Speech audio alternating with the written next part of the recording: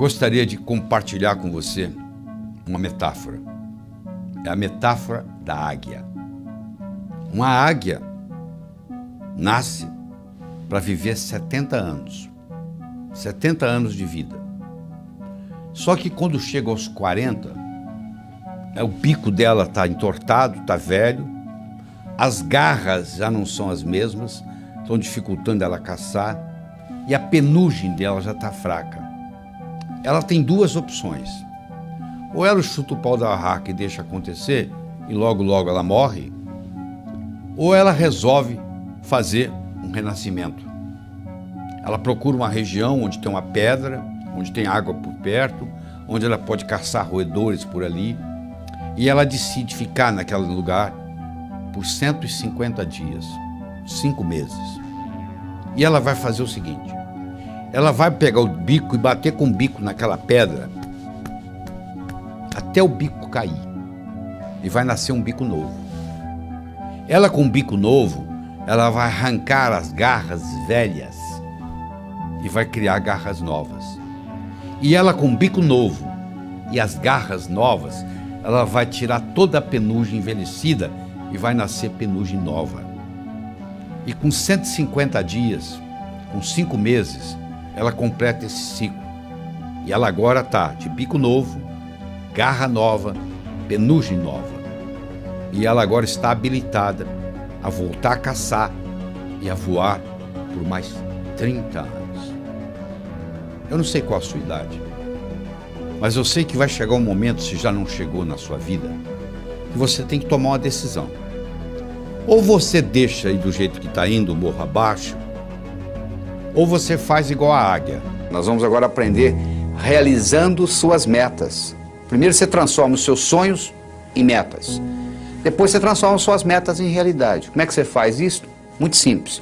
Primeiro, tem que ser sua. Por que você está estudando medicina? Ah, porque o papai gosta. Então manda seu pai fazer o vestibular. Ninguém tem direito de escolher profissão para os outros. Você tem que ter a meta sua, só pelo prazer de ter, para ela se manifestar no universo. É só isto, mais nada. O dinheiro vem como consequência. Então o primeiro tem que ser sua. Você está fazendo o que você gosta? Se não tiver, você muda. Segundo, a sua meta tem que ser grande. Você tem que mirar na lua, porque se você errar, você ainda vai estar entre as estrelas. Em 1976, quando eu me mudei para os Estados Unidos, eu falei para um amigo meu: em 3 anos eu vou ensinar cardiologia para os americanos. Ele riu de mim. Sabe quanto tempo levou? Em 8 meses eu dei a minha primeira apresentação em Washington, D.C., para 400 cardiologistas. Quando eu contei para o meu amigo, ele riu, eu sabia que o tamanho estava bom. Tenha metas grandes, que você vale a pena você brigar por elas, porque meta pequena não lhe estimula. Se você mirar na lua e errar, você vai estar entre as estrelas. Tem que ser grande. Terceiro, ela tem que ser positiva. Não é o que você não quer, é o que você quer. O que você quer na vida? Eu não quero doença, eu não quero pobreza. Eu não estou perguntando o que você não quer. Eu quero saber o que você quer.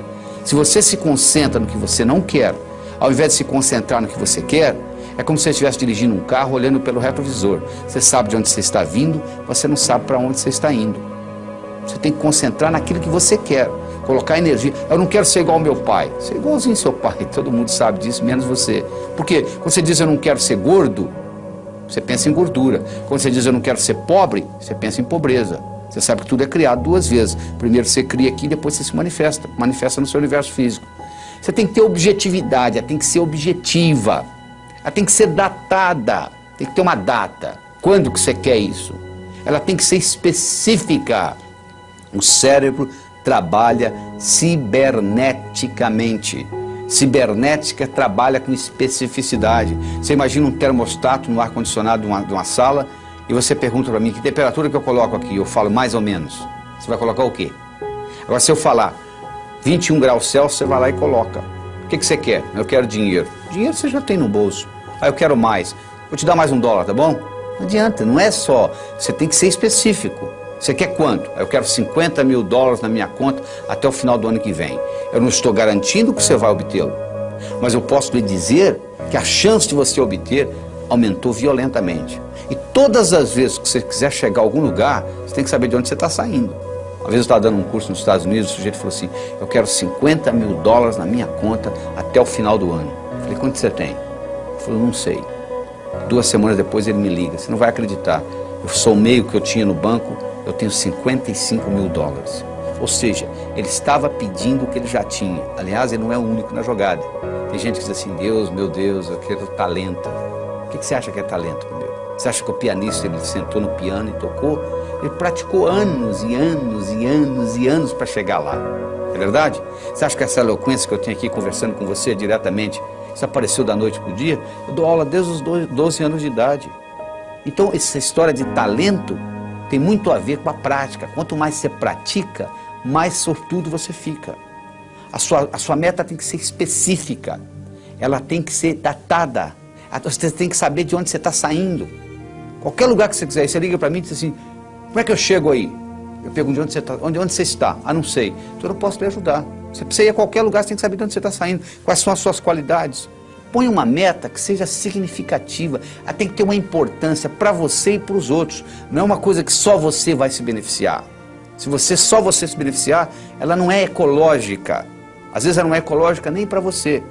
Ecológica, a meta sendo ecológica é importante. Eu não posso divulgar o meu trabalho pelo mundo todo e ao mesmo tempo passar 5 dias da semana com os meus filhos, com a minha família. Se eu quiser fazer a mesma coisa, simultaneamente, divulgar o meu trabalho e passar 5 dias com a minha família por semana, uma dessas duas não é ecológica, porque uma vai brigar com a outra. Porque eu estou querendo criar 2 metas praticamente antagônicas. Eu não posso viajar pelo mundo todo, pelo Brasil todo, e ao mesmo tempo ficar 5 dias com a minha família por semana. Então você tem que ver que uma meta não pode ir contra a outra. A sua meta, ela tem que ser relembrada com frequência. Não é você chegar no dia 31 de dezembro e escrever o que você quer para o ano seguinte, você tem que estar constantemente olhando o que eu quero, às vezes muda. Às vezes você perde o interesse, às vezes uma meta que você tinha, você fala, não quero mais. Eu tinha vontade de ter essa meta, hoje eu não quero mais. Às vezes você trabalha anos por uma meta que você queria e você esqueceu que não quer mais. E quando termina, e aí? E agora? Ah, eu não quero isso mais. Você podia ter decidido isso muito tempo atrás, porque os seus valores mudam, os seus interesses mudam. Quando eu tinha 20 anos de idade, eu era capaz de viajar 10, 20, 30 horas para pular carnaval. Hoje eu quero distância de carnaval. Ou seja, os meus interesses mudaram, os seus também. Avalie aquilo que mudou e não fique batalhando naquilo que você realmente às vezes não quer mais. Você tem também de fazer aquela divisão. Todas essas metas com essas características e divididas, aí sim vai ter um impacto diferente na sua vida. E você tem que fazer a meta, não é o que você quer em 1 ano, 2, 5, 10, não. É o contrário. É o que você quer em 10 anos, o que você quer em 5, é de lá para cá, ou seja, do futuro para o presente. Onde que eu quero estar daqui 10 anos? Para eu estar lá daqui 10 anos, onde que eu tenho que estar daqui 5? Para estar lá daqui 5, onde que eu tenho que estar daqui 1? Para estar lá daqui 1, onde que eu tenho que estar e assim por diante. Aí você descobre o que você vai ter que fazer amanhã de manhã, mas olhando lá na frente, nos 10 anos. Parece uma coisa simples, mas faz uma diferença enorme. Você primeiro olhar lá nos 10 anos e trazer de lá para cá, do que daqui para lá.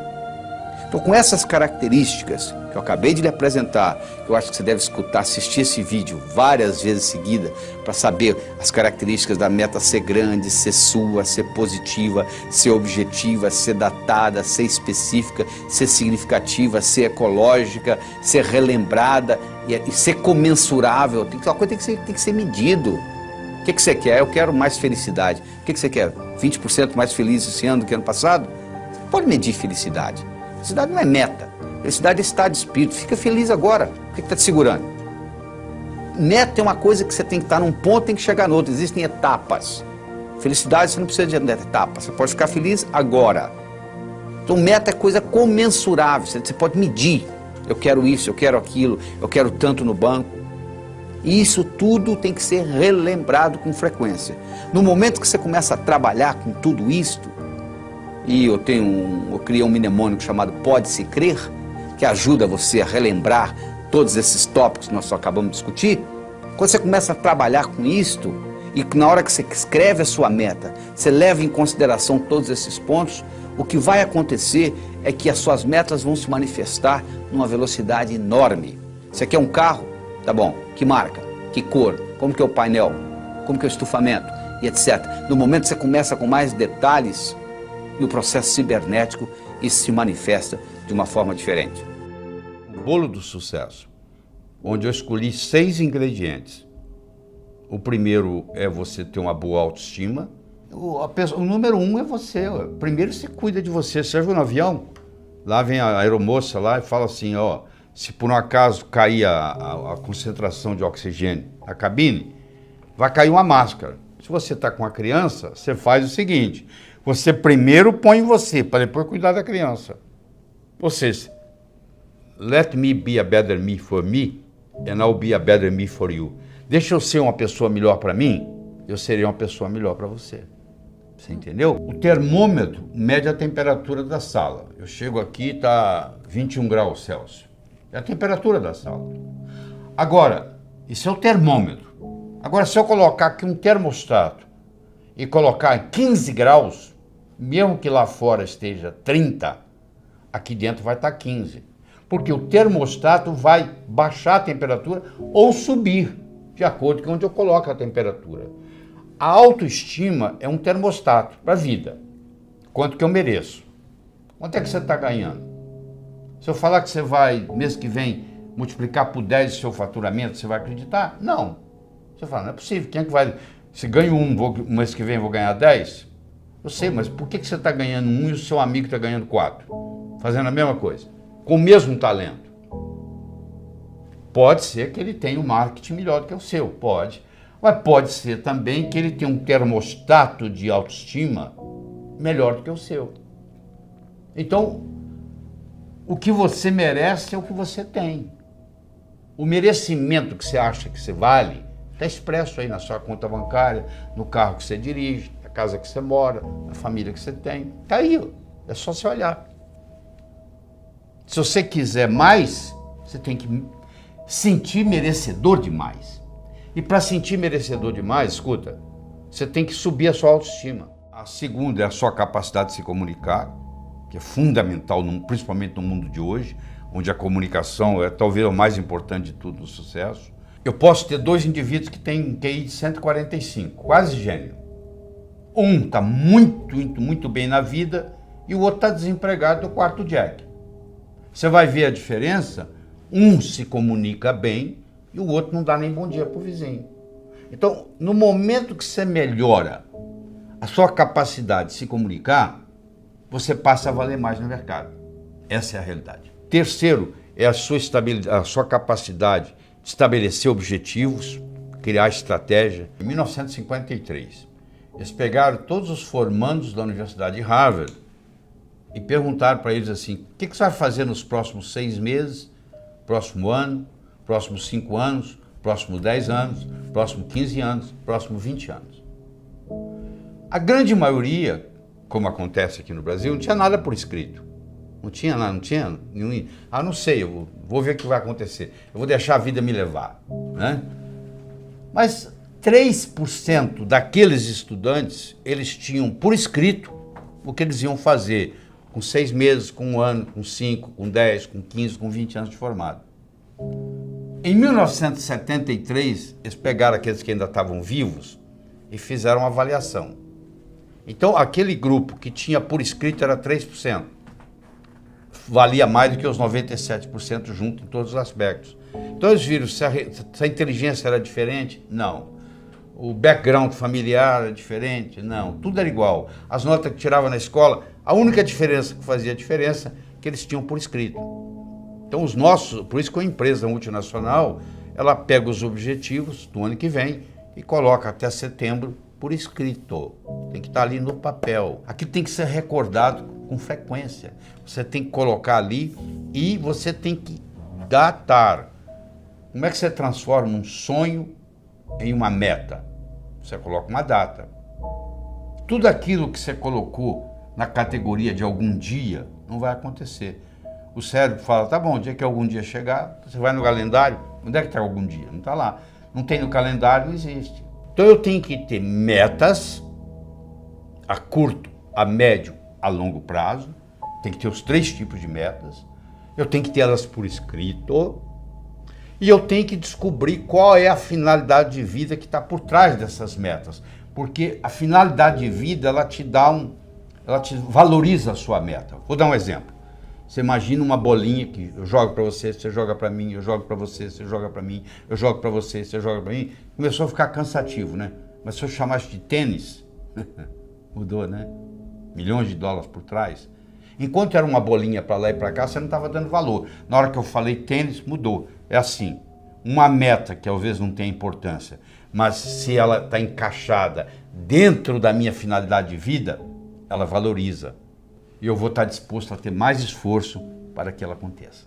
A sua atitude determina a sua altitude na vida, a sua dedicação ao trabalho e a sua ambição saudável. Então são 6 elementos, ó. A boa autoestima, boa comunicação, saber estabelecer metas, ter uma atitude positiva, dedicação ao trabalho de uma forma inteligente e hoje melhor do que ontem, amanhã melhor do que hoje. O japonês chama de Kaizen, que é melhora contínua. A palavra Kaizen, no Japão, 1945, Hiroshima, Nagasaki, 40% do Japão destruído. Com essa simples filosofia de uma palavra, que é K-A-I-N-Z-N, Kaizen, que é melhora contínua, o Japão saiu de lá e hoje ele é o 3º per capita no mundo, entendeu? 3º país mais desenvolvido do mundo, então, ou seja, está lá no pódio. Saiu de 40% destruído, é um arquipélago com mais de 3.000 ilhas, não é um continente, muito complicado, mas, no entanto, com a filosofia Kaizen, que é melhora contínua, que eu recomendo você adotar isso, eu adotei isso na minha vida, hoje é melhor do que ontem, amanhã é melhor do que hoje, e aí você junta esses 6 ingredientes com a pitadinha do que eu chamo a diferença entre o profissional e o amador. O que difere o profissional do amador? Paciência e persistência. Porque o amador, se não der certo, ele chuta o pau da barraca. O profissional sabe que o amanhecer só vem depois da noite ter passado. Que Roma não foi construída em um dia. Então tem que ser de grão em grão a galinha enche o papo. Então tem que ser aos pouquinhos para chegar lá. Então eu coloco esses 6 ingredientes com paciência e persistência e o resultado só pode ser um: obter aquilo que você quer. Imagina uma vaca subindo o morro. Você pensa que é a vaca que determina onde que ela pisa? Não. Quem determina onde a vaca pisa não é a vaca, é a estrutura do terreno. Sabia disso? A única coisa que a vaca faz, ela procura o caminho mais fácil. A mesma coisa ocorre conosco. O nosso comportamento vai depender da nossa estrutura psicológica. Força de vontade não adianta nada. Você pega uma bola de futebol, coloca no fundo de uma piscina e segura lá por quanto tempo? A estrutura da bola foi feita para flutuar.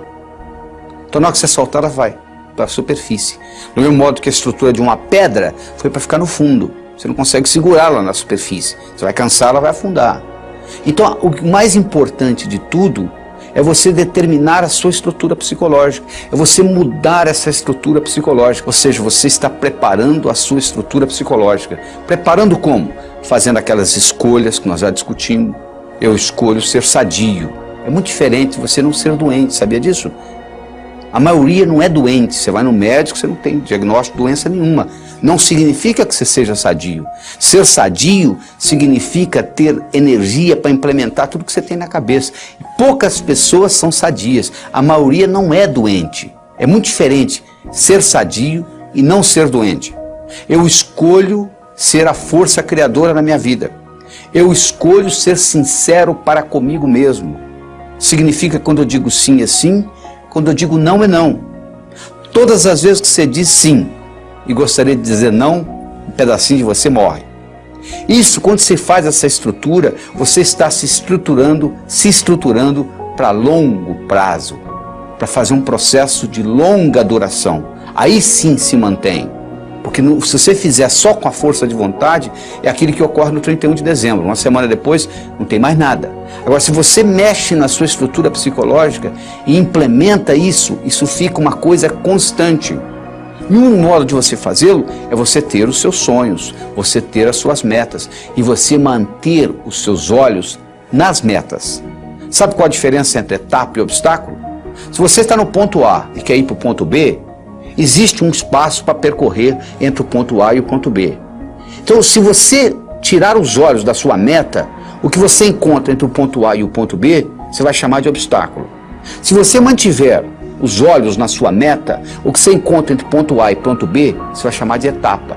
A diferença entre etapa e obstáculo é onde você está com os olhos. Então manter os seus olhos a longo prazo é muito importante, porque se você só tem metas curtas, o seu chefe briga com você amanhã de manhã e estragou seu dia. Agora, se você está interessado daqui 5 anos, daqui 10 anos, daqui 20 anos, o seu chefe brigar com você amanhã de manhã não vai fazer diferença nenhuma, porque você está preocupado lá na frente. É muito importante você ter essa visão a longo prazo e manter o seu olho na meta, que com isso o que era obstáculo vira etapa. Mas ao mesmo tempo, você tem que saber dividir as suas metas. Porque se eu te der um salame para você comer, sem cortá-lo, você provavelmente não vai gostar, mesmo que você goste de salame. Mas se você for cortando fatia por fatia, e conversando e tomando uma cerveja, um refrigerante, você acaba comendo metade do salame sem sentir, não é verdade? O mesmo ocorre. Tem gente que diz assim, poxa, eu vou escrever um livro, é demais. Escreva um capítulo. Ah, demais. Escreva um parágrafo, escreva uma frase. Aí uma frase, outra frase, vamos fazer o parágrafo, vai fazer a página, vai fazer o capítulo, vai fazer o livro. Procure dividir as suas metas. Você quer ser milionário em 5 anos? Onde é que você vai estar daqui a 4? E daqui a 3? E daqui a 2? E daqui a 1? E daqui a 6 meses? E daqui a 30 dias? E daqui a uma semana? O que você vai fazer amanhã de manhã para ser milionário daqui a 5 anos? Não é só esperar o tempo passar, não. O bonito é que quando você divide isto, o que você tem que fazer amanhã de manhã, diferente do que você teria que fazer se não tivesse essa meta, não vai ser quase nada. Porque a meta vai sendo diluída.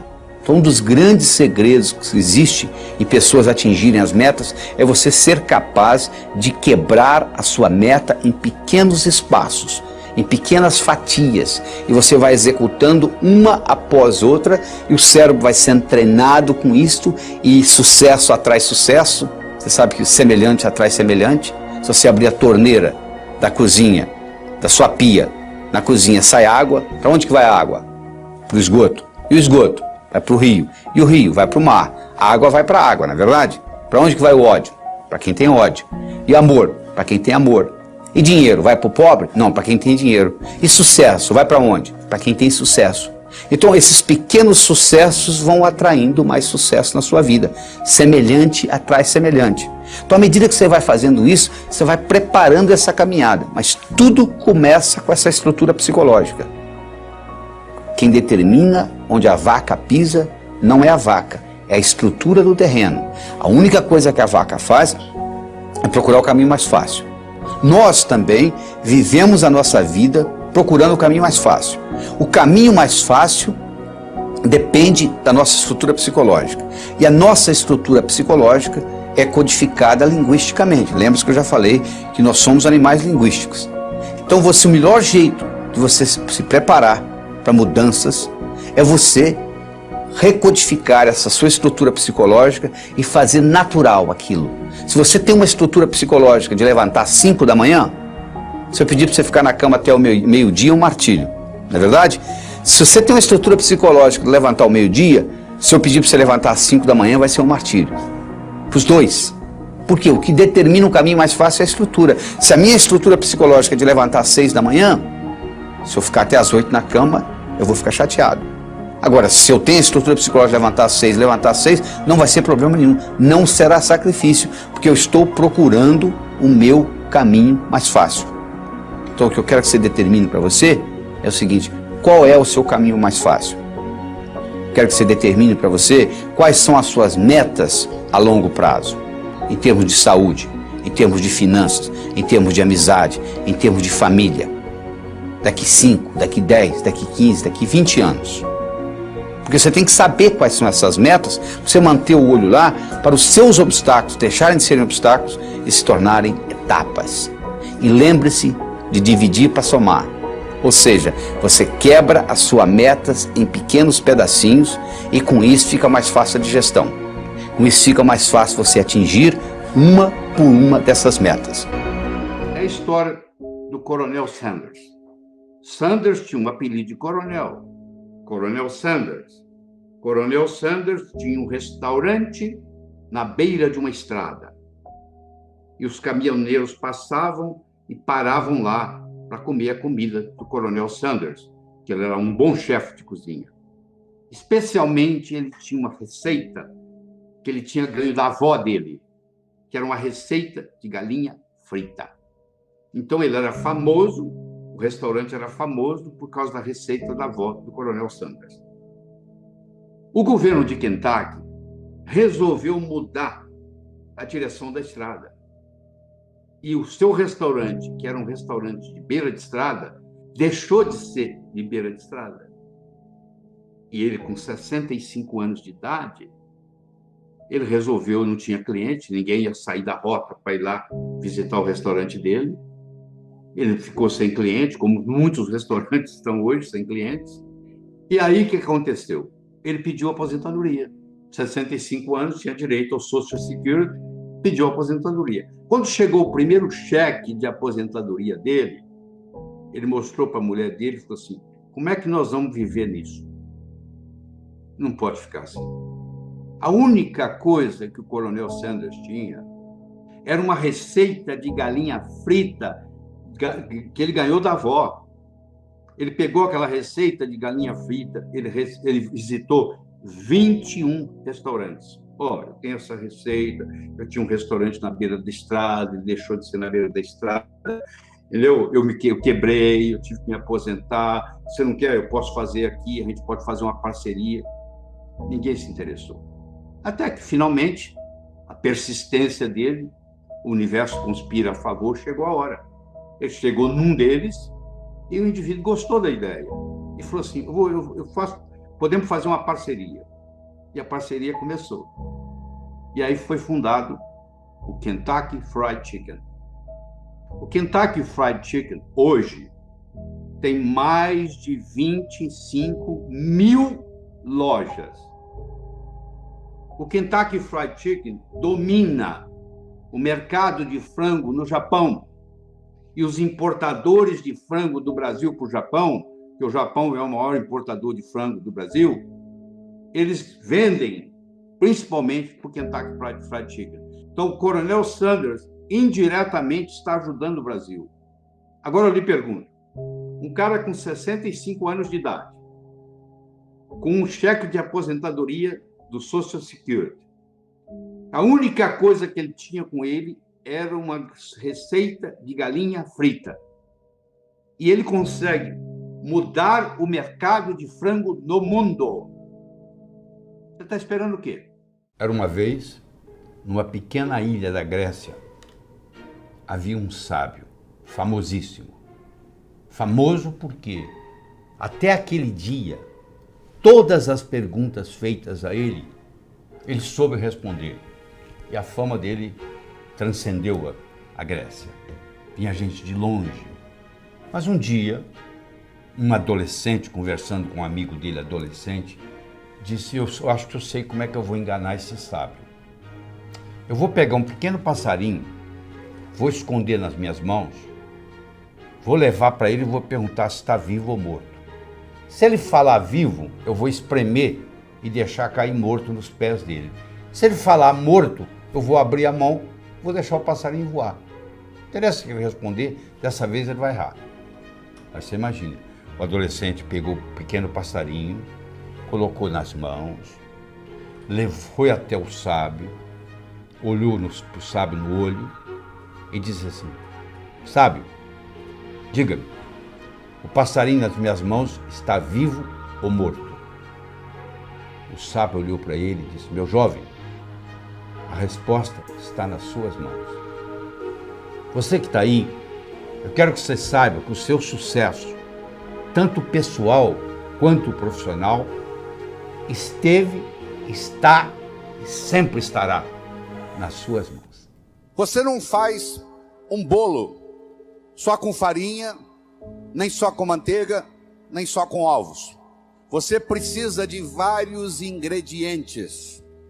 O bolo da vida necessita vários ingredientes. E um desses ingredientes é o diálogo. Um desses ingredientes é a capacidade de se comunicar. Ele não é o único, mas ele é fundamental. A comunicação tem 3 níveis. O primeiro nível eu chamo de boca-ouvido. O segundo nível eu chamo de cérebro. O terceiro nível eu chamo de coração. Vamos começar com o primeiro nível. Boca, ouvido. Deixe-me primeiro fazer uma distinção para você. Ouvir e escutar não são sinônimos. Você ouve com o ouvido, você escuta com o cérebro. Você já foi alguma vez num restaurante e pediu ao garçom para lhe trazer uma água com gás e ele lhe trouxe uma água sem gás? Ou você fez uma solicitação e ele lhe trouxe outra? Aquele garçom, naquele momento que ele recebeu o seu pedido, ele estava operando no nível 1. No nível 1 ninguém é promovido. No nível 1 você não conquista as pessoas. No nível 1 você não vai para frente na vida. Não interessa a nota que você tirou na escola, isso não faz diferença, porque a escola lhe passa informação. A vida lhe exige competência de ação. O que cai na prova não cai na vida. Se você observar na sua cidade, você vai encontrar indivíduos que eram CDFs, que eram estudantes brilhantes, e hoje são pessoas que estão perdidas na vida. E você vai encontrar também pessoas que eram estudantes medíocres, e hoje são excelentes empresários, estão contribuindo para o bem-estar da comunidade. Por que isso? Porque esses segundos, eles sabem dialogar com o mundo, eles sabem dialogar com a sociedade, eles aprenderam, talvez até intuitivamente, o poder da comunicação. Então, se você me permite, eu vou começar a trabalhar nesse modelo do nível 1, boca, ouvido, nível 2, cérebro, nível 3, coração. Quando você está operando no diálogo no nível 1, não acontece nada. É o pai que está dando um sermão para o filho. E entra num ouvido e sai no outro. E o pai não percebe que ele vem falando isso há 5 anos e não funcionou nada. Pelo contrário, o filho até ficou rebelde de escutar o pai falar aquilo. E o pai não se dá conta que aquilo não é diálogo, que é um monólogo que ele está falando para o vento, porque está entrando no ouvido e saindo no outro. Eu só posso me comunicar com vocês se nós fizermos uma conversa que interesse vocês. Não tem outro jeito. No diálogo, na comunicação, nós temos que modificar um pouquinho aquela frase que você conhece. A frase é assim: faça aos outros o que você gostaria que fosse feito a você. A verdade não é bem essa. Faça aos outros o que os outros gostariam que fosse feito a eles. Se eu convidar você para jantar na minha casa em São Paulo, eu não vou lhe servir o meu prato favorito. Pode ser que você nem coma. Eu vou perguntar o que você gosta. Se eu quero agradar alguém num processo de diálogo, eu tenho que ver o que a outra pessoa quer ouvir. Eu vou começar por ali, e não o que eu quero passar. Quero que você entenda isso. Faça aos outros o que os outros gostariam que fosse feito a eles. Eu quero mostrar o meu ponto de vista para você, mas eu não me preocupo como que você vai receber esse ponto de vista. Aí sabe o que acontece? A natureza colocou um ouvido no mesmo nível do outro. Entra num ouvido e sai no outro. Aí não deixa de ser diálogo, passa a ser monólogo, porque não tem repercussão. Para esse diálogo se ocorrer, primeiro eu tenho que ter uma mensagem forte. Você só vai continuar me escutando se você estiver gostando da mensagem. Eu tenho que ter algo para poder passar para você. Essa é a mensagem. Segundo, nós temos que conversar de uma forma metafórica. Quando eu lhe conto uma história, você não pode dizer que você não concorda com ela. Eu estou lhe contando uma história, e dentro da história eu coloco a ideia que eu quero passar para você. Era uma vez um navio de alta prioridade porque carregava ouro. E de repente o motor desse navio enguiçou. E o dono do navio disse: para. Traga aqui o melhor mecânico da região. Eles trouxeram. Ele trabalhou um dia inteiro, não conseguiu consertar o motor. Ele disse: para. Traga aqui o melhor engenheiro mecânico do país mais próximo. Eles trouxeram. Ele trabalhou 2 dias, não conseguiu consertar o navio. Ele disse: para. Traga aqui de onde estiver, de helicóptero, quem montou essa máquina desse navio. E eles procuraram, encontraram e trouxeram ele e um assistente. E eles desceram no navio de helicóptero, foram até a casa de máquinas, escutaram o barulho da tubulação, tocaram nos tubos, e tinha uma válvulazinha vermelha num canto. E ele perguntou para o assistente dele: você tem um martelo? Tem, me empresta. Ele foi lá e pim, ligue. Eles ligaram, tudo funcionou às mil maravilhas. Os 3 indivíduos que trabalharam, o primeiro que trabalhou um dia, o segundo que trabalhou 2 dias, e esse que deu a martelada na válvula, mandaram as suas respectivas contas. Quem trabalhou um dia mandou uma conta de $100. Quem trabalhou 2 dias mandou uma conta de $400, $200 por dia, porque ele havia trabalhado 2 dias e ele era mais sofisticado do que o outro. E quem deu a martelada mandou uma conta de $10.000.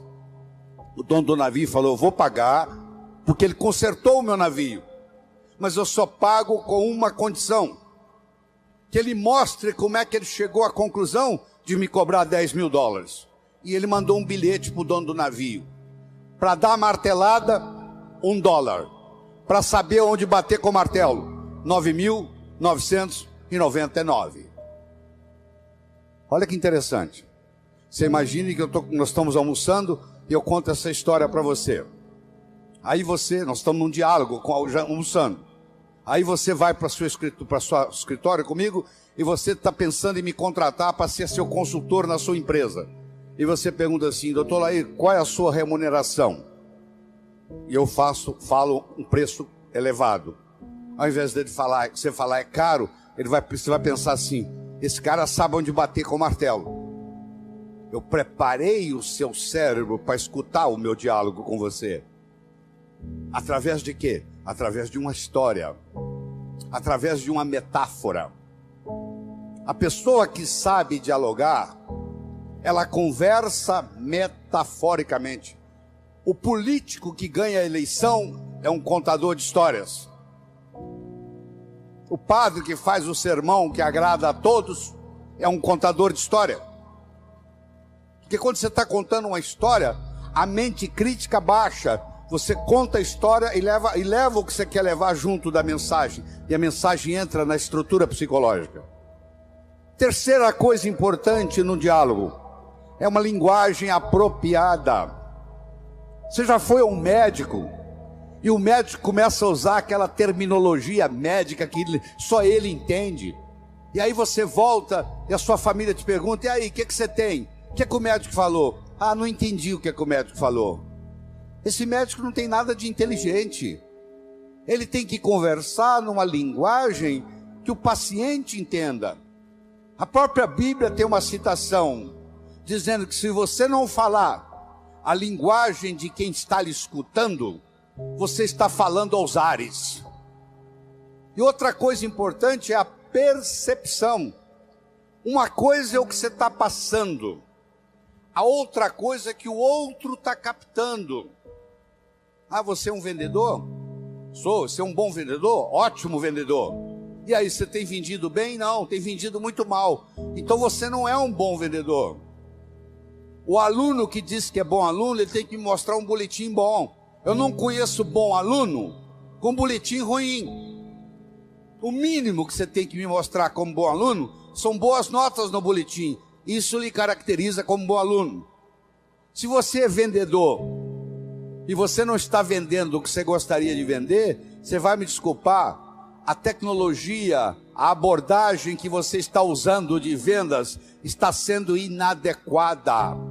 talvez a sua linguagem não está sendo apropriada, talvez a sua mensagem não está sendo forte o bastante, talvez você não esteja fazendo uso dos recursos da metáfora, das histórias.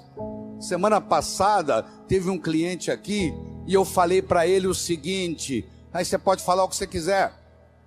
Você está falando, você está contando para esse cliente que está na sua frente o que você fez com o cliente da semana passada, o que você falou para ele. Mas na realidade você está falando para esse escutar, mas você usou o artifício metafórico de que você está falando para o outro. E quando você trabalha esse fenômeno do diálogo desse jeito, quando você termina, a pessoa se sente convidada a participar das suas ideias. Ela se sente... O filho, quando um pai sabe ter um diálogo com ele, quando termina o diálogo, o filho se sente convidado a experimentar o que o pai está falando para ver se dá certo. É um convite que ele recebe. Era uma vez um escritor que vivia à beira-mar. Ele tinha por costume caminhar na praia e à tarde e à noite ele escrevia. Uma manhã ele estava caminhando na praia e de longe ele avistou um jovem que dançava na areia. Aquilo despertou a curiosidade dele, ele se aproximou. Quando ele se aproximou, ele viu que o jovem não estava dançando. O jovem estava jogando coisas no oceano. Ele perguntou para o jovem: jovem, o que você está fazendo? O jovem respondeu: o sol está quente, a maré está baixa, essas estrelas do mar estão morrendo desidratadas aqui, eu estou jogando-as de volta ao oceano. Aí o escritor olhou para o jovem e disse: jovem, será que você não entende? Existem centenas e centenas e centenas de quilômetros de praia, centenas de milhares de estrelas do mar na areia. Você jogar uma ou outra de volta no oceano, no total não vai fazer diferença nenhuma. O jovem pegou uma estrela do mar, jogou no oceano, olhou para o escritor e disse: para essa eu fiz diferença. O escritor foi para casa. Naquela tarde ele não conseguiu escrever. Naquela noite ele não conseguiu dormir. Na manhã seguinte ele levantou-se, juntou o jovem e os dois juntos começaram a jogar estrelas do mar de volta ao oceano. Eu não sei qual impacto essa conversa vai ter. Se vai entrar no ouvido, se vai sair no outro, se você achar que eu estou errado, etc. Mas eu vou dizer uma coisa: se fez diferença para um de vocês, já valeu a pena.